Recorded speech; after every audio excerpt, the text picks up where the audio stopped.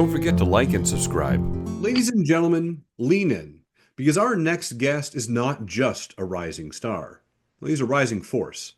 Now, you've seen him on CBS's drama All Rise as Luke Watkins, a badge-wearing, justice-seeking soul navigating the system with grit, empathy, and fire. But what you might not know is that that journey of the character mirrors the incredible real-life story behind the man who plays him. Now, raised in West Philadelphia through poverty, trauma, and dyslexia, he didn't just overcome the odds, he rewrote the story.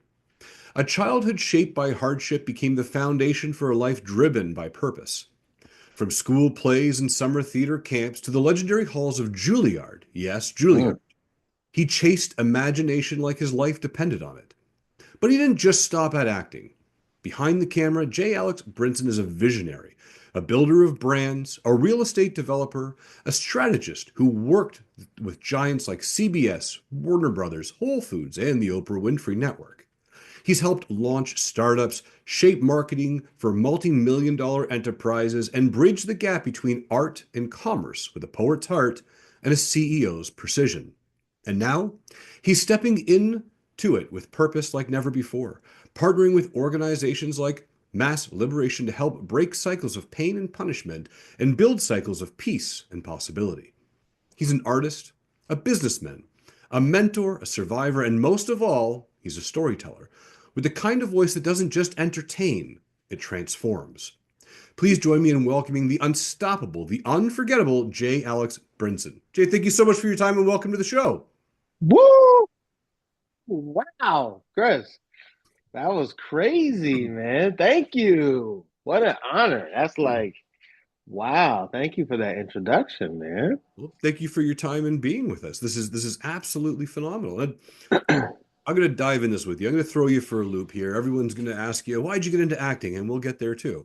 But Mm, you grew up in West Philly with the challenges that you would face. I mean, people mm, might not know that the poverty, the dyslexia, and the abuse that you were going up as a child. What mm, kept you going when most people would have just said, you know what? I'm not giving up. mm. Well, Chris, that's a good question. That's a heavy question. I'm going to answer your question, but I just had one thought that I wanted to go back to. After the introduction, I just read a quote. I was thinking about this the other day. I read a quote from Forbes, someone on Forbes on Instagram, and it said, uh, "The most dangerous thing is yesterday's success." And that really resonated with me because um, it's so easy to kind of think about, oh, well, I did that yesterday. I can kind of chill today, and yeah, but that's dangerous. Hmm. That complacency is dangerous, and I am a very curious person. So what drives me truly is that curiosity and wanting to learn more and understand how things work. But to your question, um, what kept me going? I want to try to be as honest and transparent as I can here. So give me a second to think here. Um, I think like a flower, I think like a tree, you just want to grow. You know what I mean? Like I'm watching my 4 year old grow now. I'm watching my 6 month year old grow. How do they know to grow? You know what I mean? Like, how do they know to grow? I think, I don't know, man. You walk through the forest and everything is growing. I think it's just our innate human, it's in our DNA. It's who we are as a species, as living organisms. Like, you want to grow. And I think I wanted to grow as a kid. And I felt like there were definitely things blocking me, but I still had a desire to grow. And I had no idea what achievement was. I just wanted to get through the day and get through the week. I was very day to day, week to week. Um, and my imagination was the thing that I could fall back on. So I wanted to grow. And then if I felt like the resistance was too much for my mind, then I would go into my imagination and I would just imagine a better week, imagine maybe next month it'll be a little bit different. Mhm. And that was it, man. Day to day, I think. Does that answer your question? No, it does for me. When we look back at as you as a kid, and let's go back here for a moment. What would the kid version of you say he wanted to become when he grew up? Outside of, hey, I Ooh. want to be an actor and a real estate developer and this giant entrepreneur. If you just went back to, 9-year-old Jay and said, hey, man, what do you want to do when you grow up? What do you think that answer would have been? Wow, that is a great question, Chris. You know, it I think so. I went to this really cool school called Benchmark. And my mom, at the time, this is the story how I understood it. She worked three jobs so that I could afford to go to this school. Wow. And it was a school in the affluent area of Philly. It's called the Main Line. And a lot of prominent families went to this school, the Campbell Soups. And so there was this dichotomy for me from going from the hood in West Philly, busing 45 minutes out to the Main Line. And, my mom drove this old busted Buick. And then the kids dropping off, it was like Porsche, Beamer, Benz, another Porsche, another Porsche, another Porsche. But these people were so kind to me. They were so kind and so generous. And I remember going to the Jersey Shore with them. They would take me to the Sixers games, courtside seat. I remember I went to one young man's house once, 5-car garage, quads, um, and we were having ostrich burger. That's what they were barbecuing, ostrich burger. And I had no idea what that was. So I remember, and I'm going to answer your question. I remember one day asking people like what their parents did for work. And I remember I asked Lee, I said, hey, what does your dad do? And he says, my dad makes auto parts that you buy at Pep Boys or whatever. I was like, Yeah. wow, what kind of auto parts? He was like, like the caps to the window. Yeah, he makes that stuff. And I was like, what? And this other kid said, what did your dad make? He makes paper goods. So I don't know. I don't think I knew really what I wanted. I always wanted to express myself, Yeah. and I wanted to express myself, and I think I did understand that like little things in volume, you could like make a lot of money Hmm. without the lot of fanfare. Okay. And I always was attracted to that because truthfully, the glitz and the glam of Hollywood and like the entertainment industry is what I like the least. Like I love doing the work, but like the notoriety and the popular like that side of the industry is definitely not my favorite. But I digress. I'm sorry, but that was a great question. Yeah. So when you tell this story here, and it is a fabulous story, there's a lot there. I mean, first of all, ostrich burgers, but it sounds like your mom really hustled to provide. And I want to Hmm. ask you, how much of your drive do you think comes from watching your mom hustle when you were younger? You know what, Chris? That's a great question. I think a lot of it. Um, I think a lot of it, it's challenging. I've had so many great examples. Though my story is challenging, like many of ours, I had so many great examples because my mom was really hardworking. Mm. My stepdad, who was incarcerated, and he got out of prison when I was, I think, 8 or 9, um, or maybe 10. But he was also really hardworking. You know what I mean? And I got to see him start with like candy machine, like 25-cent Oh, candy Google machine. machines, yeah. Yeah, yeah, that was his first business. So he got out of prison and he worked in a call center all night. And then during the day, he would like take these candy machines around to like barbershops in Philly. So I got to see him like doing this and the call center. Then he took that and flipped it into another business, which was insurance. He became an insurance adjuster. So then he was like running around all night with like the fire scanner, like you know, helping people brokering deals with the insurance company and for their repairs. And then he flipped that into a real estate business and started buying multifamily and residential property in Philly. And now he has this huge portfolio. So I got to see hardworking people, and that was only one subset of like my life. Because then, as I continued to journey on, my first wife, she provided a lot of amazing leadership because her fathers were all businessmen. So her Oh, grandfather was a door manufacturer. Uh, her other father was a clothing manufacturer. Her other father was a stucco manufacturer. So I got to like grow up seeing so many wonderful examples um, of of creativity.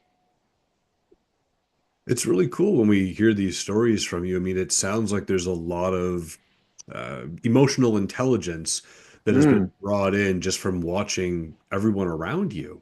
And right. if you had to look at your leadership style, I guess is how I'm going to phrase this today, and you have two young children at home that you're going to say, "Hey, this is how we have to do this." How does that shape who you feel that you are on a day to day? That's beautiful.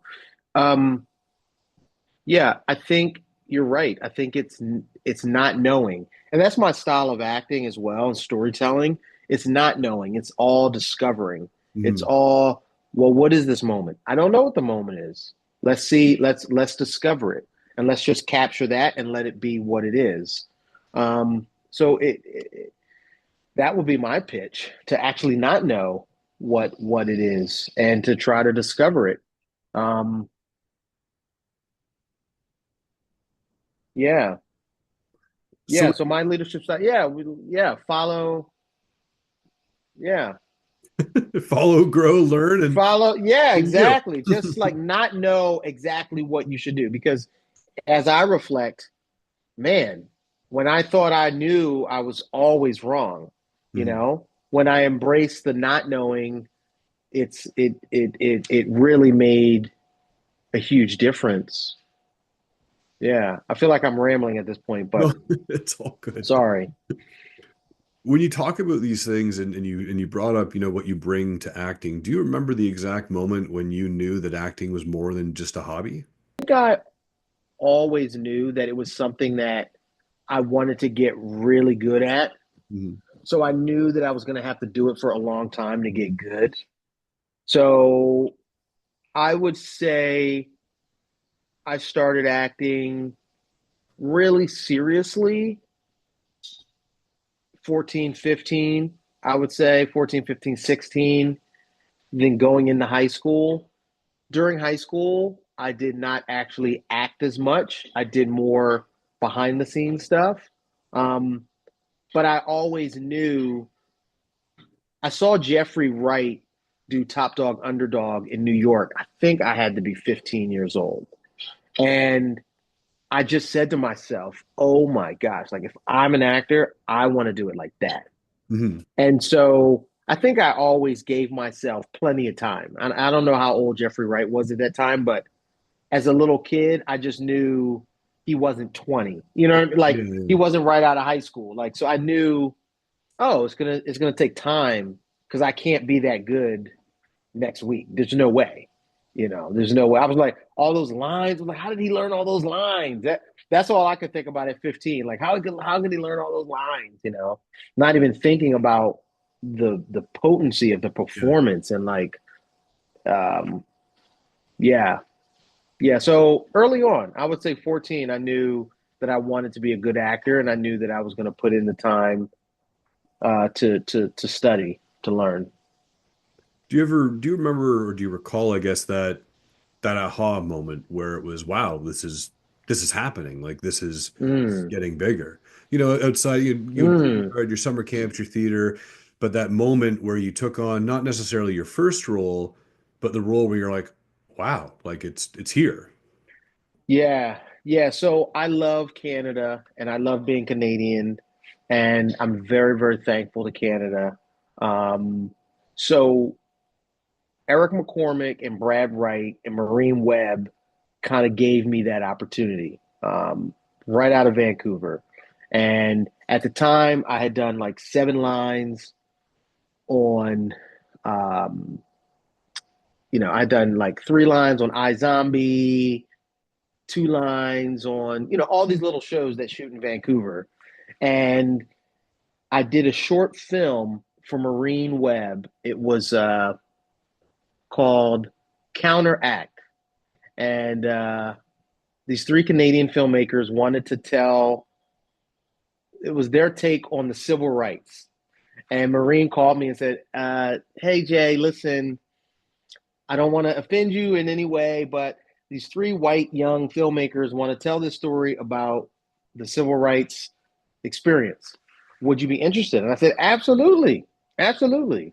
And I love them. I love them. They're amazing filmmakers. And we went on and we made that film. And then after that, Maureen brought me in for this show called Travelers. And she said, Eric McCormick is the number one. And Brad Wright did Stargate and, all these other cool shows. And she said, I know you're a good actor and they would benefit from meeting for you. And so I came in and I read for them, and they offered me 3 episodes, Nice. 3 or 4 episodes. And those 3 or 4 episodes turned into 7 episodes in the first season, another 6 or 7 episodes in the second season, and then another 8 episodes in the third season.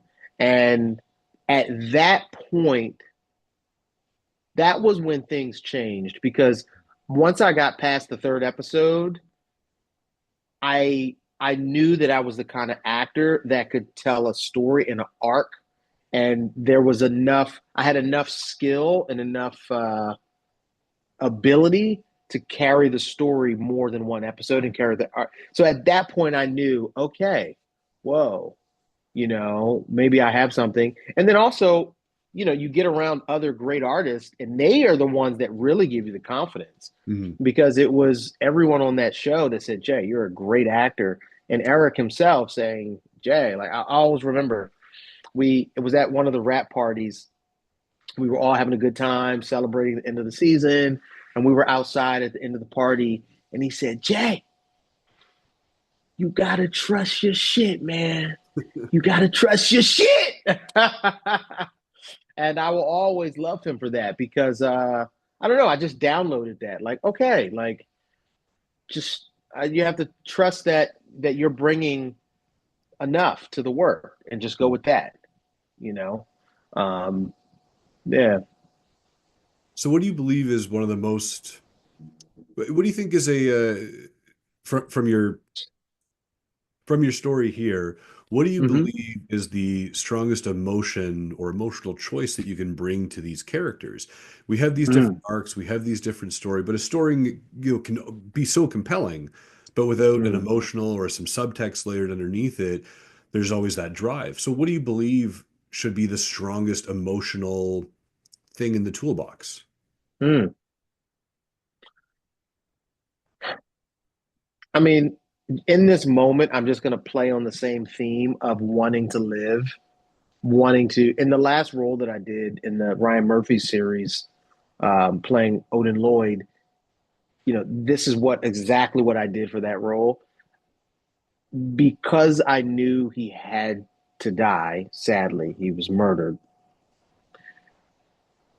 In order to make that moment completely heart shattering, he had to want to live so bad that it hurt, it broke your heart. So I think I think every character, every person wants to live, wants to grow, wants to have the best life they can. And then obstacles are put in our path. And that's where you get to see who someone truly is, with how they deal with those obstacles. And I think that that's the pedigree of, like, that's where the actor as a painter, that's where they work from. You know what I mean? Like, who is this guy? Who is this person with this obstacle in front of them, right? Um, or at least that's how I approach my characters, you know. So that was the last one. Yeah, because if it's going to be authentic, like if the character is going to feel real, they have to want something. You know what I mean? And so you create these wants for them, and they could be a myriad of things, but you have to go big, and then you kind of go small, small, small, day to day, minute to minute, week to week, life, you know, um, depending on how, like you said, emotional, like depending on where you want the emotional life to be, is how you kind of categorize the mix in that scene in that moment. You Mhm. know, like if my character really needs to break down, I've got to stack the wants really big in order for that emotional life to be there. But if my character just wants some ice cream and then the ice cream truck just rode by, then you're going to get, you know, I'll get it tomorrow, you know. But if that's the moment, then those are the, you know what I mean? The Yeah, yeah. size I'll play with. Um, So when you talk about this, mixed bag and all these different layers, you've done mhm. dramas and sci-fi, supernatural. Is there a genre or a role that, to you would be just the perfect opportunity? The Mm. Hallmark guy in Montreal, or maybe you're the Yes. killer in the new thriller, or what would be that ideal situation for you? That's a great question, Chris. Another great I question. think I'm at four. Wow. I think it's a marathon, not a sprint. You know, I think I've been very fortunate over my acting career to have roles that meet the moment. You know what I mean? Um, so I don't know. I don't want to force it. Whatever role that presents itself, that next character, that next story that needs to be told, and I am the human walking on the earth at this moment that can breathe life to that character, I'll take it, you know. So don't CGI you in later on. You got to be You here know now. what? Maybe, maybe. Who knows with where we're going? I mean, in AI, who knows? Yeah, who knows? Well, But yeah, I want to jump around with you for a little bit here. I want to talk about building beyond the screen, right? And when we talk about being an actor and going through auditions, and it's a gauntlet of rejection, and can you yes, look the part, can you say the part? And we have to yes. wear this really thick skin. But you're also into real estate, and that always isn't glamorous either. I'm not a real estate Yeah. agent, but the house is too small, it's too big, it's too red, that bush looks funny, and you get hit with a different series of rejection. What's the emotional or creative appeal for you to get into real Mm. estate? So, Chris, another great question. Yes. Yeah. um. So I don't know. I've always loved real estate. It's like sociology. It's like history. It's like the same thing for me with acting. It's people. It's like, you know, where does the character live? What do they eat? What do they like? What scents do they like? What kind of linens do they like? What do they work out? What are their kids like? What are their mom? You know, it's all the same questions. So I've always liked real estate. You know, again, my family, I come from a real estate family. So when I made money in television, I invested in real estate. And so, you know, it's just I gave my basically I was an actor for 6 or 7 years solely. That's all I did. I went to set every day. And then at the end of that, you know, I was fortunate I had, you know, a pot of money. So it's like, well, what am I going to do? I invested in real estate. And then I kind of gave myself another career, kind of, because you have to learn so much, like where are you going to invest and what area, what kind of asset class, Hmm. So anyway, throughout that process over the a year and a half, 2 years of how I was going to invest my own money, I learned a lot, you know? And so that's my curious side, you know? So I learned, and I'm like, wow, this is kind of fun.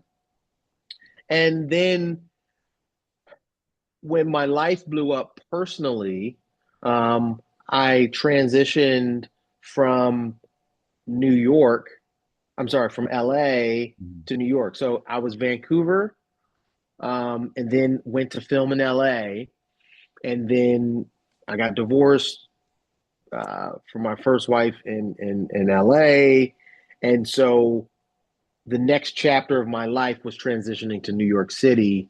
Um, so now I'm between New York City and Montreal. Like that's my new thing.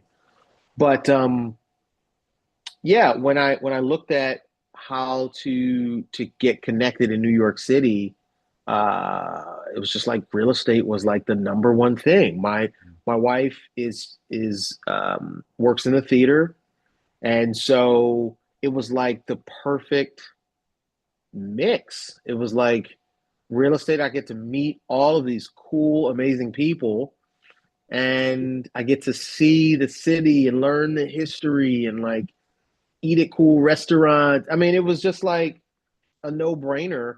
And it was skills I had already learned about square footage and, Yeah. framing and hardwood floor and finishes. And so I was kind of inside my comfort zone while learning um, more things and connecting with other people. And then, in addition to that, when it comes to the real estate development, for me, that's like producing a movie, but with a huge social impact. So, like the movies that I want to be a part of as a producer have social impact, absolutely. But when you build a building, it changes the fabric of a community. And that is a really powerful um, mechanism. And I feel very grateful to be able to contribute to different communities in that way. And so, one of the projects we're working on right now is the church that I grew up in Philadelphia.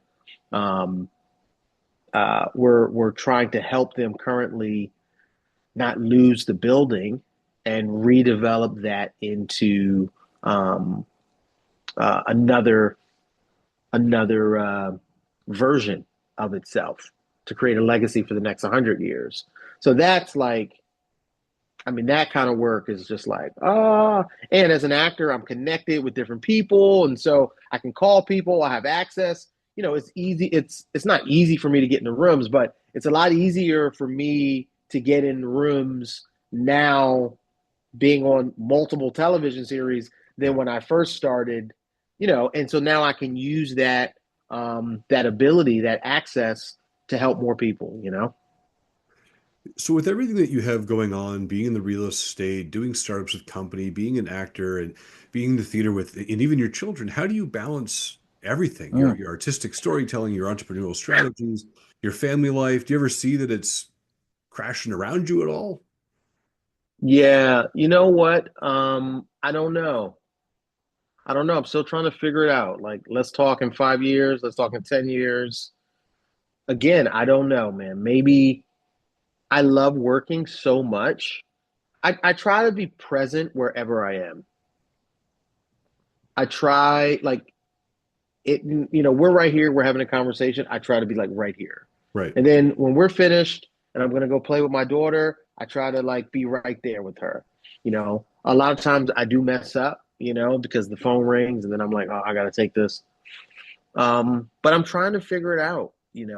I schedule, my family has a calendar, and so everything is scheduled, you know, to the half hour. So I try to make sure that I'm putting that everything is balanced from a time standpoint. Like when I look at my week, it's not just meetings for this one project, but it's this project, my wife, my kids, this other project, so my calendar and planning, time blocking, but I don't know. I hope I don't mess up, but I'm probably going to make mistakes. Yeah, we all Yeah, do. It's the whole point of it's called a failing forward, right? that's it.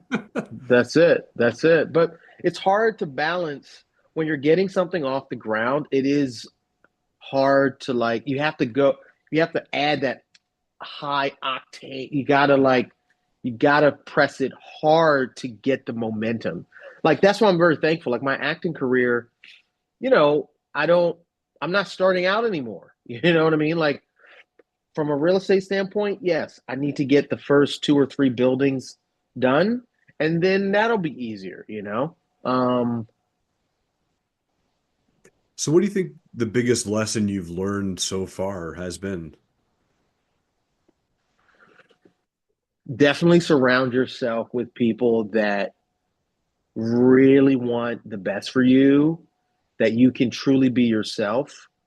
That for me is like the number one key in life, that has taken me a long time to learn.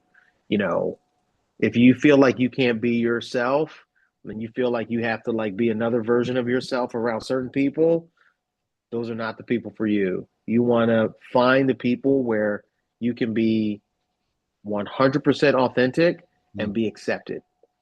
Um, and Yeah, that for me would be the biggest lesson that I've learned, um, in life, and giving that, and then also like giving begets more gifts. You know what I mean? Like the more you give, the more it comes back. You know, yeah,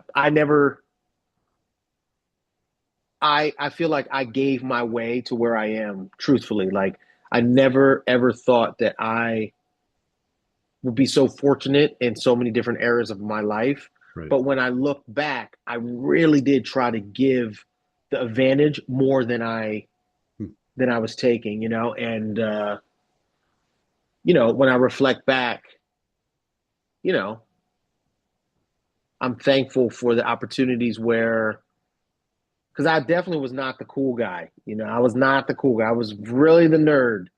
But I was like, but I'm just trying to be nice. I'm trying to be kind. Um, and I think that really does contribute to where you can go later in life, Mm. because if you have a foundation of like giving the advantage, giving the advantage, giving the advantage, the reality is you're going to need help to do anything great. So if you have a narrative of being a douchebag or a mean guy, when it's time to get help for your project, when you need to call to get money for your next film, we like I still ask for help, but like people, because I've been nice along the way, they're like, okay, we'll try to help you. Yeah. You know? And out of Yeah. everything that you've done, out of all the interviews that you've had, the meetings that you've been in, just your whole life there, what's one thing that you kind of wish someone would have asked you and they never did?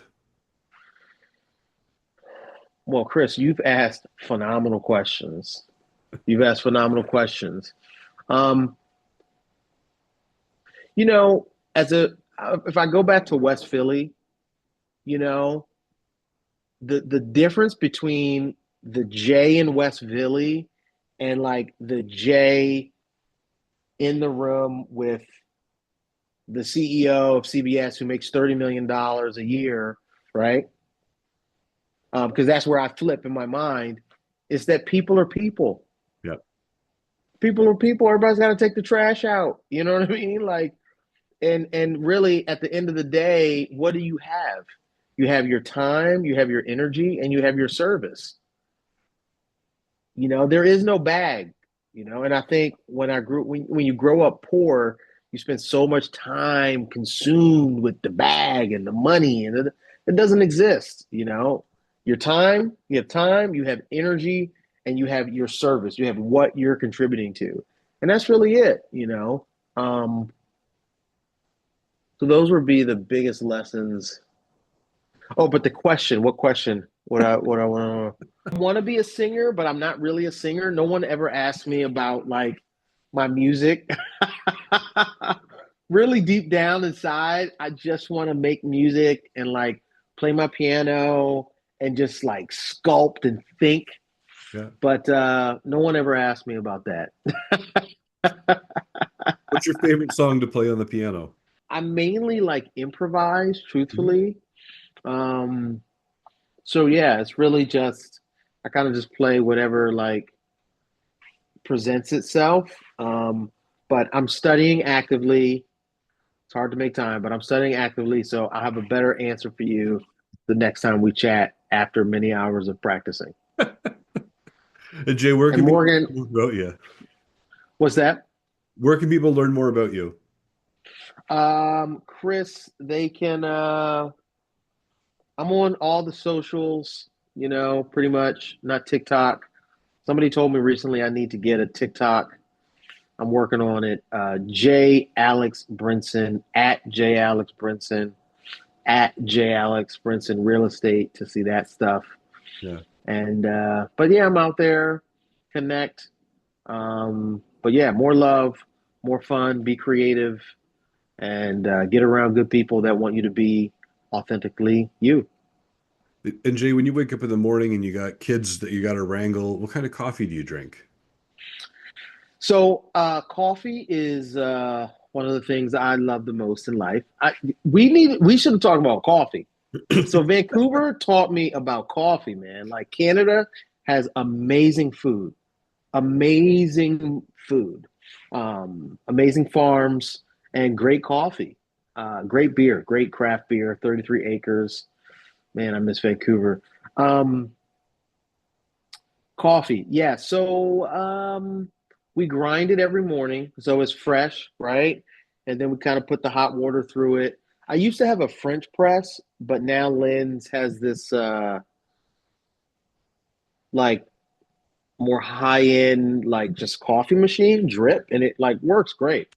So, but we mix it up, man. Like we'll do everything from Trader Joe's to Stumptown to Trader Joe's to Stumptown. Oh, great. Yeah. And I have time Yeah. for one last question for you, Jay, and it's been an absolute pleasure having you here. It's what makes Jay Alex Brinson smile? Being their authentic self. There's nothing more that just warms my heart when you see someone just being them, just doing them, not worried about what anyone else thinks about them. I love that. And as I said, that was the last question I had for you today on Coffee with Chris. Thank you so much for your time. Everyone out there, Jay Alex Brinson, get to Google, get to wherever you can. Soon to be on TikTok with Hey, an amazing new piano song that he's going to create for everyone out there. With singing, by the way, you got to sing along. yep. All right. Remember Stressful. to remember to smile to inspire and have yourselves a fantastic day. Thank you again so much for your time, Jay. Thank you, Chris.